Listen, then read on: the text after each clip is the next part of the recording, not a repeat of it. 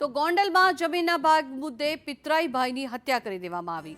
વોરા કોટડામાં પિતરાઈ ભાઈએ જ ભાઈની હત્યા કરી।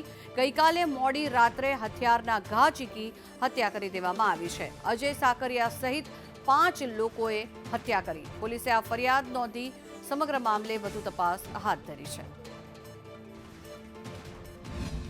મારા દાદાની જમીનમાં એને હુમલો એવી રીતે કરીને ખેડી નાખ્યું હતું। ખેતરમાં રોટાવેટર મારી દીધું હતું। પછી રાતે બોલાચાલી થઈ તો મારા પપ્પાની દાદાની વાડીએ ગયેલા, ને આવીને પાછળથી છરીઓના ઘા માર્યા છે, આગળથી મારેલા છે ને એવું કરેલું છે। ત્યાં જોયું તો મૃત્યુ પામી ગયા હતા। મારા ભાઈને લાગેલું છે, છાતીમાં લાગેલું છે, પેટમાં બારે આતેડા નીકળી ગયેલા છે એક સાઈડમાં। એ અત્યારે રાજકોટ સિવિલમાં છે। 2 જણા ઉપર થયો ને અજાણ્યા શખ્સ 2 હતા ને 4 જણા એ હતા, 6 જણા હતા। એ નાના ભાઈ જે સાથે હતો એને કીધું 4 જણા કોણ છે?